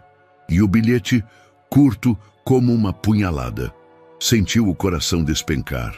Em minutos ligava para Isadora. Ele fugiu. Para onde? Não sei, mas ele levou pouca coisa e não deixou o celular. Eu vou achar ele, Isadora. Confia em mim. Eu conheço o João. Eu sinto quando ele está com medo. Isadora vasculhou a cidade. Perguntou a motoristas, olhou em lanchonetes, rodou as avenidas onde costumavam caminhar. Seu coração doía, mas havia também uma intuição afiada, uma certeza quase instintiva. E quando passou pela rodoviária, algo nela pulsou. Desceu do carro e andou entre malas e bancos sujos. E então o viu. João estava sentado sozinho, o capuz sobre os olhos, o corpo curvado. "Não vai me dizer que é coincidência?" ela perguntou. Ele a olhou, surpreso, quase frustrado. "Você não devia ter vindo. Você não devia estar indo." Ela sentou ao lado. Ficaram em silêncio. A movimentação ao redor parecia distante. "Tá todo mundo certo sobre mim", ele disse. "Eu sou um erro, o filho de ninguém, o neto de um monstro. Não devia ter aparecido. João, você não escolheu de quem veio, mas você pode escolher quem vai ser. E se eu errar? E se o sangue puxa? Sangue não é corrente, é só fluido. Caráter é escolha." Ele olhou nos olhos dela. "E se eu machucar alguém? E se eu virar ele? Você já teve chances de fazer mal, João, quando estava sozinho, invisível. E o que você fez? Me salvou, me cuidou, me protegeu." Ele respirou fundo. As palavras de Isadora não apagavam a dor, mas lhe davam direção. "Eu tô cansado de fugir." Ela sorriu discreta. "Então para e fica." Patrícia chegou pouco depois. Os viu sentados e por um momento não quis interromper. Sabia que aquela conversa valia mais do que qualquer relatório psicólogo ou decisão judicial. Quando se aproximou, João levantou. "Eu quero ir com vocês." "Tem certeza? Eu nunca tive tanta. Você entende o que vai enfrentar? A imprensa, a justiça, as perguntas?" "Entendo, mas agora quero ser o dono da minha história." No carro, a caminho de casa, João pediu um caderno. Escreveu durante o trajeto todo, as mãos firmes, os olhos focados. Patrícia leu o bilhete no final da noite. "Sou João, e não quero ser neto do medo. Quero ser filho da coragem e irmão da esperança. Escolhi parar de correr. Agora eu vou ficar e lutar." Ela segurou o papel por longos minutos. "Ele está pronto", murmurou. Isadora do sofá respondeu. "Ele sempre esteve, só não sabia ainda." Mais tarde, no espelho do quarto, João encarava o próprio reflexo. Não era o mesmo de antes. Havia dor, mas também havia decisão. Ele tocou o próprio rosto, respirou fundo e disse baixinho só para si: "Eu não sou ele, nunca fui." O salão do fórum estava lotado antes mesmo do horário marcado. Os bancos de madeira já estavam tomados por rostos atentos, câmeras ligadas, blocos de notas prontos. A audiência pública sobre a possível adoção de João S. E o menino de rua que salvou a filha do empresário Alexandre Bernardes tornara-se o evento mais acompanhado da cidade e talvez do país. Na porta, fotógrafos disputavam espaço com repórteres, e em cada canto havia cochichos, microfones posicionados e celulares prontos para registrar cada lágrima, cada vírgula, cada tropeço. As cortinas pesadas do salão não impediram o calor do momento. O juiz adentrou e todos se levantaram. O som do martelo batendo ecoou como um alarme emocional. Esta audiência não tem o objetivo de julgar um crime, mas avaliar o pedido de adoção formal, feito em favor do menor João S., por meio da tutora provisória Patrícia Rocha, com o envolvimento direto da família Bernardes. A sessão será pública, como solicitado pelos representantes legais. João sentava-se entre Patrícia e Isadora. Estava vestido com a roupa que mais gostava, uma camisa social branca um pouco grande demais e calça jeans escura. Ele apertava os dedos entre si, mas seus olhos estavam firmes. Sabia o que estava em jogo. O primeiro nome chamado foi o de Isadora Bernardes. Ela caminhou até o púlpito com passos decididos. Vestia-se de forma simples, sem adornos. Não queria parecer distante. Queria que olhassem para ela e vissem uma jovem que tinha algo a dizer. Meu nome é Isadora. Há alguns meses fui enterrada viva, literalmente, e fui tirada da morte pelas mãos de um menino que, até então, era invisível para todos. Menos para mim. A voz de Isadora soava firme, mas carregada de emoção. Os olhos de João marejaram. Ele não me salvou apenas fisicamente. Ele me ensinou a ver o mundo com olhos que nunca me ensinaram a usar, a ver o que é cuidado genuíno, mesmo quando você não tem nada. João dividiu comigo o pouco que tinha, água, pão e abrigo, e agora querem negar a ele o direito de pertencer, de ter um sobrenome, uma família, um lar. Ela respirou fundo, o queixo erguido. Eu estou aqui para dizer, se for para ele ser meu irmão, eu aceito, de alma, de coração, e se for preciso de sangue, eu dou o meu. Um burburinho percorreu a sala. Jornalistas anotavam furiosamente. Alguns olhos se encheram de lágrimas. Patrícia abaixou os olhos por um momento, escondendo a emoção. O juiz fez um gesto. Patrícia foi chamada a depor. Ela caminhou até o centro. Não carregava papéis nem notas. Apenas sua presença sólida. Meu nome é Patrícia Rocha. Sou agente da Polícia Civil há mais de 15 anos. Já vi coisas que fazem muitos desistirem da profissão, mas nunca vi alguém como João. Ela olhou para ele sem medo de demonstrar ternura. A primeira vez que o vi, ele estava com as mãos feridas de tanto cavar. Tinha os joelhos machucados, o rosto sujo de poeira, mas os olhos vivos. Ele havia resgatado uma menina que jamais tinha visto antes. E fez isso sozinho, com um canivete velho e uma coragem que não se aprende em escola nenhuma. A voz de Patrícia oscilou por um momento, mas logo retomou o controle. Desde então, tenho sido testemunha da força desse menino, da inteligência, da empatia, da vontade de aprender. Mas também sou testemunha da forma como ele tem sido julgado. Pelo passado que não escolheu, pelo sangue que corre em suas veias, pela origem que carrega nos ombros. Ela então se virou ao juiz. Senhor, esta adoção não é uma caridade, é uma reparação. João merece ter o que lhe foi negado desde o nascimento, o direito de ser amado, de ter um lar. O silêncio se espalhou como um lençol tenso. O juiz assentiu. Logo depois, o juiz autorizou que algumas testemunhas da escola de João falassem. 4 alunos e uma professora foram convocados. Uma menina com tranças apertadas e uniforme largo se aproximou do microfone. O João me ajudou no recreio quando eu caí e ralei o braço. Ele rasgou a camisa dele para fazer um curativo. Nem me conhecia direito. Outro menino mais baixo continuou. Quando uns caras começaram a rir dele, ele não revidou. Só disse que não queria brigar e depois me ajudou com matemática.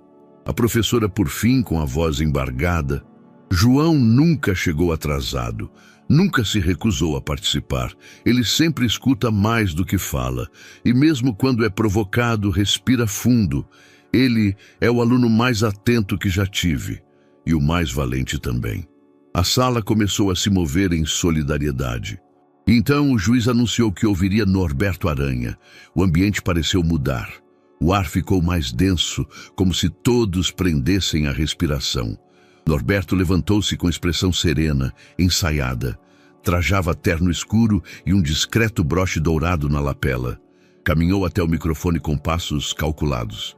Descobri recentemente que tenho um neto, algo que jamais imaginei. Minha filha, Helena, foi internada anos atrás por problemas emocionais. Nunca me falou de gravidez alguma. E agora, ao ver que esse garoto pode ser parte do meu sangue, me vejo envolvido em uma história que não compreendo. Sua voz era calma, mas faltava nela o nervo da verdade. Minha preocupação não é com heranças ou escândalos, é com o bem-estar da criança.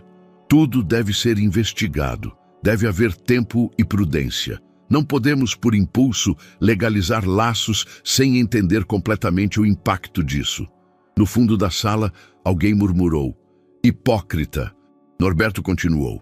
Se eu sou o vilão da história, que me julguem, mas não construam castelos de esperança sobre fundações frágeis.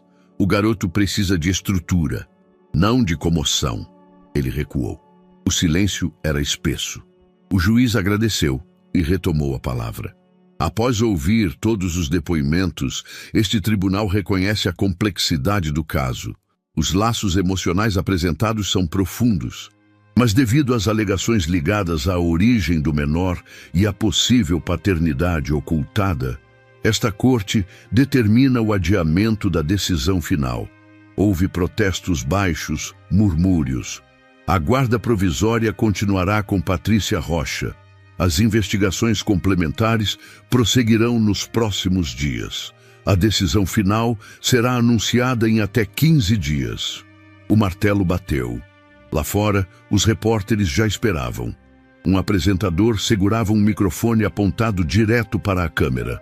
Estamos ao vivo, direto do Fórum da Capital, onde a audiência pública pela adoção de João S. acaba de ser encerrada. O juiz preferiu adiar a decisão final. Mas os depoimentos emocionaram o país. Já são mais de 4 milhões de menções na internet com as hashtags Justiça por João, Adoção sem preconceito e Família é escolha. João saiu com Patrícia e Isadora ao lado. Os flashes piscavam como relâmpagos em sua direção. Ele olhou para Isadora e com voz baixa disse: "Mesmo sem decisão, eu sinto que já estou ganhando." Ela apertou sua mão e sorriu. Eles ainda não tinham vencido, mas tinham se erguido, e o país inteiro tinha visto. O céu ainda estava nublado quando um jatinho particular taxiu na pista do Aeroclube da capital. Norberto Aranha, terno escuro, olhar frio, entrou na aeronave. Era sua chance de desaparecer, mas algo o fez parar. Segurou a lanterna que tinha no bolso. Retirou de um envelope grosso um dossiê grosso, páginas plastificadas com fotos borradas, manchetes manipuladas, narrativas que acusavam Patrícia de favorecer Isadora por interesse, insinuavam que Alexandre manipulava a adoção para limpar a imagem da família, e ainda traziam depoimentos forjados de supostos funcionários do lixão, acusando João de ser criminoso e manipulador emocional. Um sorriso torceu seu rosto. Era veneno, mas sabia que precisava lançar agora. Este seria seu último golpe. Enquanto isso, Alexandre acordou atordoado. O celular gritava notificações. WhatsApp, Instagram, e-mail. A primeira mensagem que leu foi do assessor. Está vazando um dossiê. Investigações falsas sobre Patrícia e família. Pode ser golpe. Ele passou a ler tamanhos absurdos. Acusações de favorecimento, corrupção, chantagens. Um editor de portal chegou a divulgar: vídeo não verificado mostra Patrícia recebendo presente caro da família Bernardes. A hashtag golpe do juiz começou a circular nas redes. Alexandre engoliu seco. Em meio a isso, João foi à escola. O ambiente que até então tentara ser acolhedor transformou-se em campo minado. No pátio, um grupo de garotos cercou-no. Um deles segurava o celular, mostrando uma imagem da reportagem. "Olha aí, filho de corrupto", gargalhou um. "Sua professora está indo para a cadeia por tráfico de influência", disse outro. Isadora tentou intervir, encostou o ombro em João. "Eles enchem a boca com mentiras." Mas os garotos continuaram. "Vocês querem adoção impressionante? Vocês vão ver o que é pegar pária." João começou a chorar. Era fome de justiça se transmutando em humilhação pública. Ele se afastou envergonhado, arrastando o uniforme sujo e as pernas fraquinhas. Isadora correu atrás. "Não escute, eu tô com você." João ergueu a cabeça. "Eles acreditam nisso. Tanto faz se é mentira." Na mansão Bernardes, Alexandre viu a fragilidade de Isadora. O medo escondido nos olhos dela, quando nada fazia efeito contra o escárnio público. Ele percebeu que a pureza, coragem e lealdade do menino, o que faltava no legado pesado da família, eram exatamente o que precisavam. Ele entrou na sala de reuniões que virou palco para a transmissão ao vivo e postou uma mensagem pessoal. João não é apenas um herói, é a esperança de um mundo onde coragem e humanidade valem mais que sobrenome. Estou com ele, com Patrícia e com minha filha. Pedira ao assessor que redigisse uma nota de repúdio ao dossiê. Essas acusações falsas são fruto de falsários desesperados, repasses de valores, acusações de corrupção, tráfico de influência, tudo sem provas, apenas ataques com clara intenção de impedir o crescimento emocional de uma criança. No mesmo momento, reclamou acesso aos arquivos digitais e forenses, alegando que Norberto aparecia como IP único que enviou o dossiê aos portais. Na portaria da escola, com ato simbólico, Alexandre apareceu no final da tarde. Comprou suco e lanche na cantina, sentou-se ao lado de João. Os outros alunos se afastaram como se sentissem que seu silêncio era mais alto do que palavras presunçosas. Ele colocou o braço em volta de João. Eles vão se calar. Se eu preciso falar com cada um, eu falo. João olhou sem saber se podia acreditar. Pai, Alexandre assentiu. Sou seu pai também. Você é o que somos agora. Naquela noite, no jardim da mansão, Alexandre se sentou ao lado de Patrícia e Isadora. De um lado, âncora da verdade. Do outro, promessa de futuro. Fiz minha parte, ele disse baixinho para Patrícia, que inclinou a cabeça quase num aceno. Eu sei. Isadora se aproximou. Ele me disse que ia lutar. Alexandre suspirou. E eu vou lutar com vocês. Patrícia observava os dois e por dentro sentia o alívio crescer. Do outro lado do país, o jatinho particular se afastava na pista. Norberto estava indo embora, mas o contra-ataque dele já havia falhado, porque a imagem que sobrava exposta sob o céu melancólico não era a de um monstro, era a de um menino que escolheu amar. O silêncio da sala de Patrícia era cortado apenas pelo som do ventilador antigo no canto, girando vagarosamente como se acompanhasse o peso do momento. Sobre a mesa, um pendrive pequeno, quase insignificante à vista, repousava ao lado de duas pastas repletas de documentos, grampeados, carimbados, organizados como armas numa batalha que não era apenas jurídica, mas também moral. Patrícia segurava nas mãos o gravador, um modelo velho e gasto pelo tempo. O botão play rangia, mas funcionava. Quando o apertou, a voz de Norberto invadiu a sala. Aquele garoto nunca deveria ter sobrevivido, nem a menina. Foi tudo uma falha. Uma maldita falha. Pausou. Rewind. Repetiu. Aquele garoto nunca deveria ter sobrevivido. As palavras reverberavam como um soco abafado. Ela fechou os olhos por um segundo. Havia colhido aquela gravação com risco, paciência e uma dose incalculável de persistência. Um ex-contador da empresa que fugira para o interior com medo de represálias, cedeu o áudio. O homem, nervoso, tremia ao entregá-la, como se libertasse um segredo há muito enterrado. As pastas continham extratos bancários, autorizações internas, esquemas de envio de recursos para offshores, todos com assinatura digital de Norberto. E entre os papéis estava o dossiê final, a ordem para transferir resíduos tóxicos para o povoado onde João nascera. O mesmo povoado onde a mãe dele adoecera e desaparecera. Patrícia sabia, era mais que corrupção. Era destruição deliberada. Ela pegou o celular e ligou para Alexandre. Alexandre Bernardes atendia em seu escritório, o paletó no encosto da cadeira, a gravata frouxa. O rosto mostrava cansaço, mas os olhos se acenderam ao ouvir Patrícia. Ela foi breve. Tenho tudo. Gravações, documentos, nomes. João não é neto de um escândalo. Ele é vítima dele. Minutos depois, Alexandre estava diante dela, num silêncio espesso. Ela entregou-lhe o pendrive, o relatório detalhado e uma cópia da gravação. Ele ouviu a primeira parte do áudio. A expressão dele endureceu, os olhos marejaram, mas não piscavam. Ele tentou matar minha filha e ainda usa meu sobrenome como escudo. Patrícia respondeu. E João carrega esse sangue como se fosse um fardo, quando na verdade é uma cicatriz que não pertence a ele.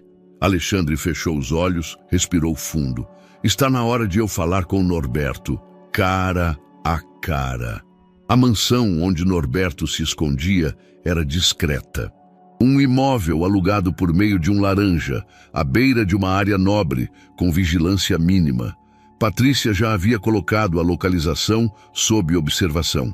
Mas Alexandre insistiu em ir pessoalmente, antes da operação. Ele entrou na casa sem anunciar-se. Norberto o esperava na sala de estar, lendo o jornal como se ainda estivesse no comando de algo. "Veio se despedir?" perguntou o irônico. Alexandre jogou a gravação sobre a mesa. O pendrive escorregou e parou a poucos centímetros das mãos do velho diretor. "Isso é o fim." Norberto riu baixo. "O fim para quem? Para você. Por quê? Porque um moleque sujo resolveu cavar um túmulo errado? Porque uma policialzinha resolveu bancar a heroína?" Alexandre avançou um passo. Estava calmo, mas com os punhos cerrados.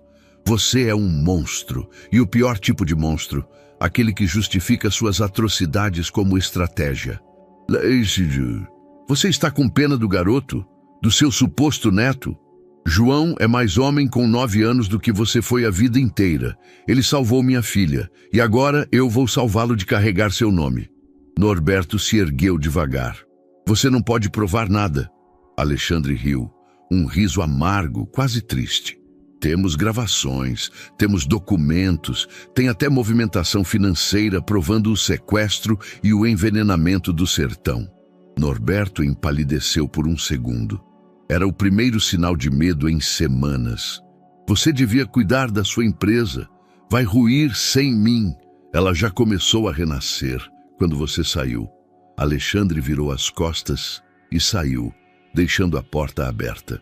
No dia seguinte, ao amanhecer, Patrícia reuniu sua equipe na base da delegacia. Mostrou os materiais, compartilhou as ordens judiciais, reforçou que Norberto era um homem perigoso, embora agora estivesse encurralado. "Vamos fazer isso do jeito certo, com dignidade e rápido." Eles se dirigiram à mansão. Viaturas discretas, coletes, armamento mínimo.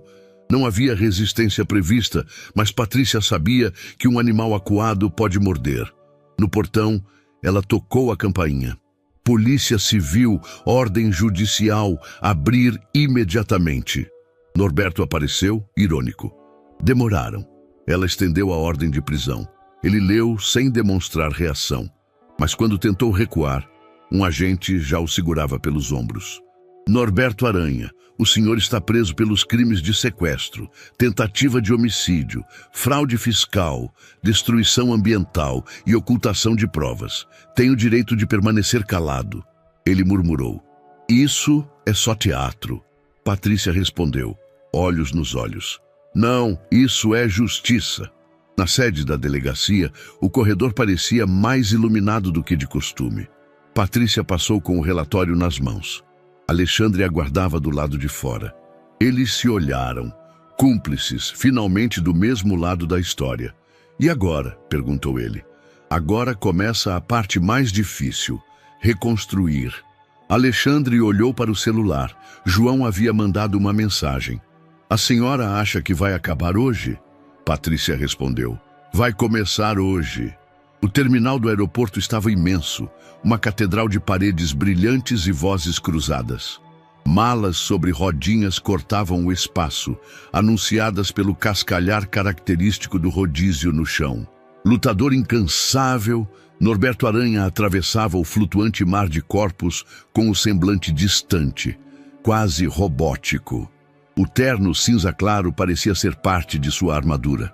Mãos trêmulas seguravam a alça da pasta de couro, um objeto que carregava não só planilhas, mas ambição e escárnios.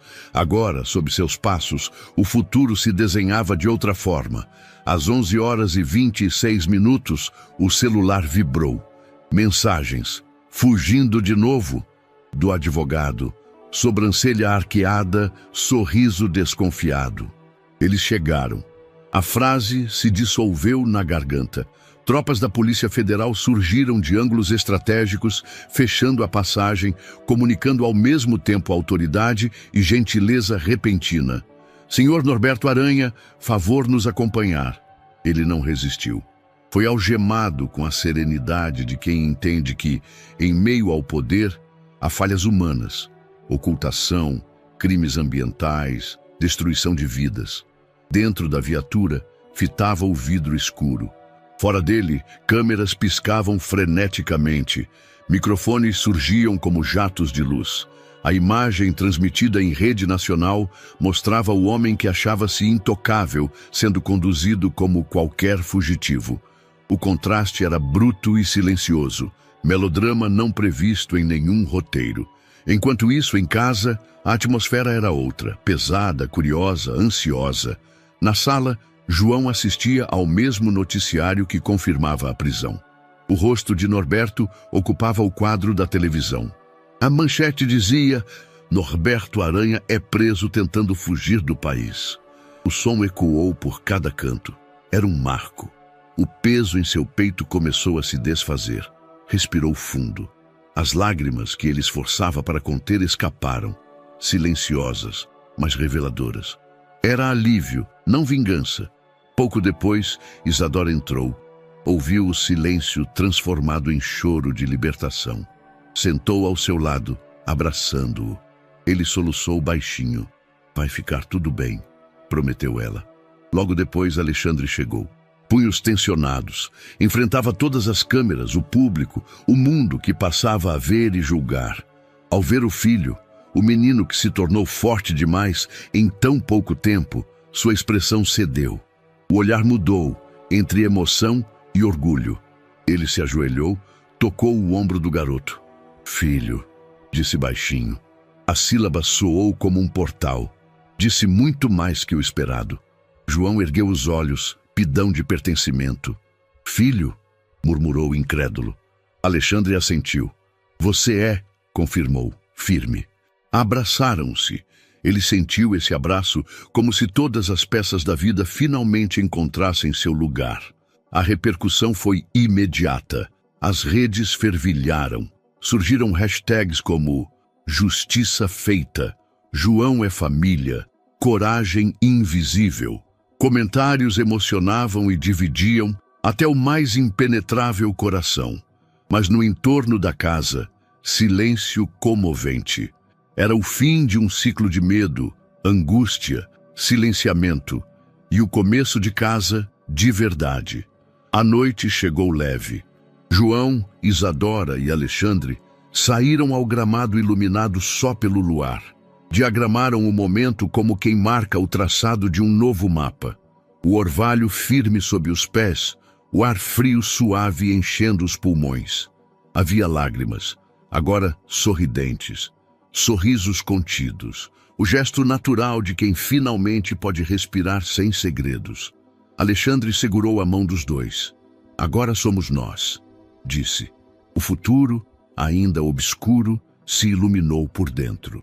O palco de um garoto do sertão tornou-se luz e exemplo. Justiça havia sido feita, e a verdade, enfim, reinava.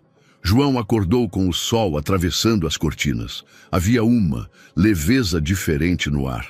Em seu guarda-roupa, uma pilha ordenada esperava por ele, uniforme impecável da escola. Calça azul, camisa social branca, sapato limpo. Cada peça simbolizava mais do que vestimenta. Era uma armadura de respeito. Eduardo, o motorista, o aguardava na porta. Ao passar por ele, João recebeu um sorriso encorajador. Eduardo colocou a mão no ombro. Vai bem hoje. João respirou fundo. Vou. Entrou no carro, o coração batendo forte. Já não era escapista. Estava assumindo seu lugar. Ao chegar na escola, o portão se abriu. Havia repórteres do lado de fora, mas os seguranças avisaram que não seriam autorizados a entrar. Ruiu a barreira entre o público e ele. Agora era aluno. Isadora estava ao lado, segurando a mochila dele. Ao entrar no pátio lotado, os olhares se voltaram. Novo garoto do alto padrão querendo estudar. Alguns cochichos, outros sorrisos tímidos. O apelido soou. Olha lá, é o neto do ex-diretor.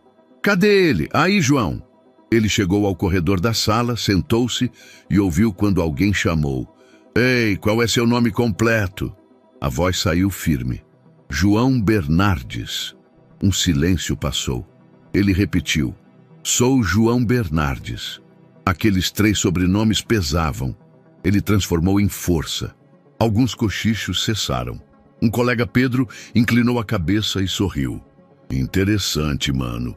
Bem-vindo. A professora chegou. A aula começou. Ficou um pouco nervoso. As perguntas vieram rápidas, mas a postura ajudava. Ele encaixou-se, prestou atenção, levantou a mão para responder. No intervalo, alguns garotos se aproximaram. Então, você é mesmo da família Bernardes? Sim, ele respondeu, erguendo o queixo. Legal, vi seu discurso no fórum. Um deles sorriu. Show de bola. João sorriu de volta. Sentiu-se aceito. Na tarde seguinte, Alexandre levou João ao cartório da cidade. Atrás deles, Patrícia e Isadora em silêncio de apoio. O cartório tinha aquela quietude solene. Passaram na recepção. O oficial os esperou na sala de atos. Alexandre entregou os documentos: petição de registro, termo de adoção, RG de João e CPF. O cartorário revisou, checou, olhou para João. O menino ergueu o olhar. Sobrenome a ser adotado? João respirou fundo. Bernardes. O cartorário anotou. O martelo bateu. Simbólico, mas real. O sobrenome estava fixado. Um nome dado com força, não imposto com medo. Alexandre sorriu de alívio e orgulho. João, agora João Bernardes, exalava pertença. Na volta para casa, sentaram em silêncio no carro. Ao atravessar o parque, João viu outras crianças jogando. Não era só aluno, era filho. Era alguém com história. Ele fechou os olhos por alguns segundos e os reabriu. Obrigado por acreditarem em mim, disse a Isadora. Você quem acreditou? Respondi ela sorrindo. Eu, Patrícia, Alexandre disseram. Sim, nós acreditamos. Formou-se um pacto silencioso. João havia vencido realmente. O dia começou suave, com a luz do amanhecer filtrando pelas frestas das cortinas do quarto de João. Havia paz no ar, um silêncio reconfortante, diferente de qualquer outro. Não era o silêncio abandonado do lixão, nem a tensão contida da mansão disputada. Era silêncio de casa, de lar. No café da manhã, Alexandre preparou ovos com queijo e deu a primeira fatia de pão a João. Havia orgulho no gesto. A mensagem implícita de você é parte de tudo isso. Isadora trouxe suco natural e deixou-o na mesa com um sorriso de cumplicidade. Patrícia entrou com uma expressão de ternura calorosa. Naquele ambiente, todos pareciam respirar leve. Que tal um dia diferente hoje? Sugeriu Alexandre. Vamos ao parque, tomar um lanche, relaxar um pouco. João ergueu os olhos, surpreso. Não era uma surpresa convencional. Era a oferta de normalidade, de liberdade. Sorriu com as palavras. Seria... bom. Mais tarde, no carro, a cidade passou lentamente pela janela. Havia árvores verdes, calçadas limpas, ciclistas em volta, passarinhos voando por entre os fios elétricos. Era outra realidade, mas ele enxergava beleza, até nos detalhes que antes nem notava. No parque, compraram pipoca e água de coco. João sacudiu a pipoca com cuidado, dividindo metade com Isadora. A crocância era doce, o aroma era leve. Sentiram juntos o sol tocando a pele, quase calor que acalmava o que antes queimava por dentro. Ele observou as outras crianças, algumas jogando bola, outras soltando pipa. Há pouco tempo teria se sentido deslocado, mas agora dobrava-se em vontade de brincar, de pertencer, de sorrir de verdade. Um grupo pequeno o chamou. Oi, você é o novo da escola, né? Ele assentiu. Posso jogar com vocês? Os garotos trocaram olhares. Um deles, o mesmo que o saudará há dias, assentiu. Claro, vamos sim. João se levantou, ajustou a mochila no chão e foi jogar. Aos primeiros toques, vacilou. Mas logo soltou, correu com liberdade, riu da própria atrapalhada. A bola raspou a goleada do dia. Eles aplaudiram, comemoraram. Ele se sentiu leve. Não um herói, nem filho de família famosa. Apenas um garoto que jogava bola. Ao fim, se sentou no gramado, suado e feliz. Olhou para os colegas. Foi divertido. Obrigado. As caras responderam com sorrisos sinceros. Havia inclusão, semente que agora germinava. No caminho de volta, o carro estava mais silencioso. Cada um absorvia as pequenas vitórias do dia. Alexandre sentia a respiração de seu filho adotivo. Era tão forte quanto a de seus outros filhos biológicos. Não havia distância entre eles, apenas histórias diferentes que agora convergiam. Em casa, à tarde, Patrícia conversava com João sobre o futuro. Já pensou no que você quer estudar? O que quer ser quando crescer? Ele pensou, calmamente. Quero ser escritor, quero contar histórias, quero que as pessoas entendam que a gente pode escolher quem ser, que coragem não é ausência de medo, mas ir embora mesmo com medo. Ela sorriu, orgulhosa. Isso é lindo e verdadeiro. Isadora entrou com os recados da escola. Contou das brincadeiras, do lanche compartilhado, das perguntas curiosas dos colegas. O sobrenome dele já era aceito. Havia sorrisos e, aos poucos, lanchinhos divididos. Dias depois, Alexandre precisou sair para uma reunião. Deixou o almoço pronto, bilhetes carinhosos na geladeira e contou para João que precisava conversar com uma pessoa lá fora. Voltaria no final da tarde. João se sentiu responsável pela casa, pela escola, pelo próprio crescimento. Pegou o caderno e rascunhou o que viveu. Hoje brinquei de bola com colegas da escola.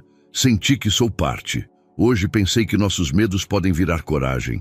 Hoje sei que meu nome tem poder, de pertencer. Ao rasgar a última linha, senti um orgulho calmo, firme.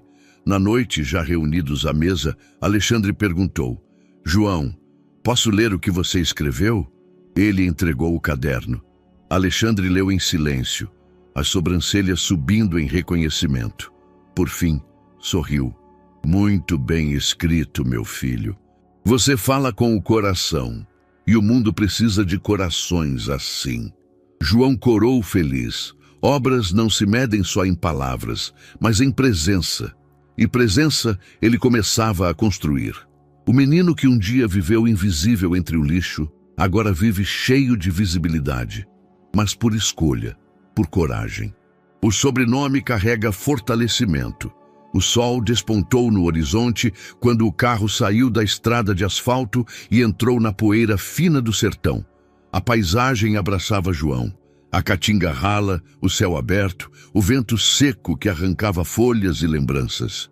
A caminho de Passagem Velha, o local onde nascera, o menino que agora se chamava João Bernardes sentia o peito apertado, como se aquela paisagem fosse parte de uma ferida antiga, mas também a promessa de cura.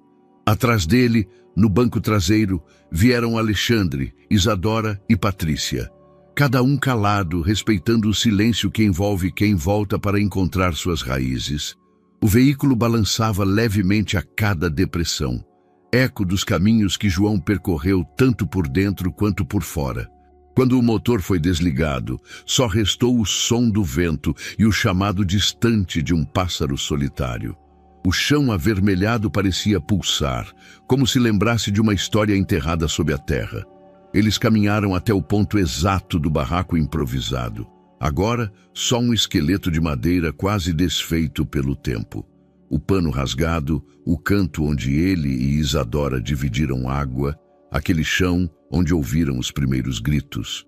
Tudo ali, em silêncio e pó. João tocou o chão com as mãos nuas. Sentiu a aspereza da terra. As memórias vieram. O medo, a sede, o primeiro vislumbre de esperança quando encontrou água em uma garrafa rachada. Respirou fundo.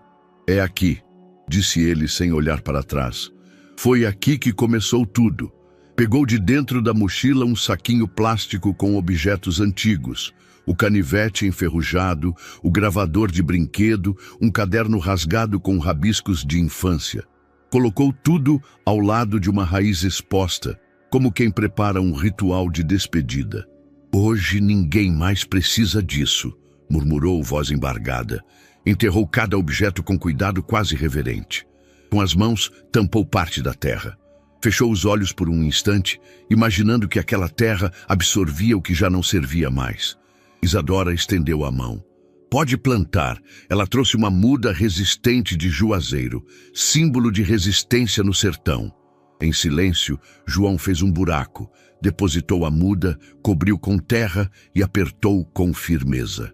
A muda balançou timidamente, como se tivesse acabado de nascer, mas algo ali era maior que a planta. Era o recomeço dele. Patrícia registrava num pequeno caderno de notas. Ela sabia que aquela cena seria lembrada para sempre. O menino enterrando seu passado para renascer com raízes novas. Alexandre se aproximou, colocou a mão no ombro de João. Olhou o céu aberto. Fechou um ciclo. João respirou fundo. Abriu outro. Um vento passou, balançando os capins ralos. O juazeiro se manteve firme. No caminho de volta, o carro carregava menos carga emocional. No espaço entre as cadeiras, um sentimento silencioso. Aquele pedaço de sertão agora era parte de uma história diferente, de superação, de escolha, de futuro. Os quatro voltaram lado a lado, sem precisar falar. A viagem talvez fosse o ponto mais alto antes do que ainda estava por vir. Mas já era por si só um testemunho vivo de que a coragem pode transformar as raízes mais áridas em terreno fértil para florescer.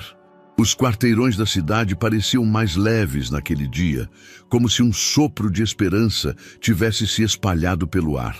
As fachadas antigas brilhavam sob a luz da manhã, e a praça central estava tomada por cartazes coloridos anunciando um evento. História de superação João Bernardes.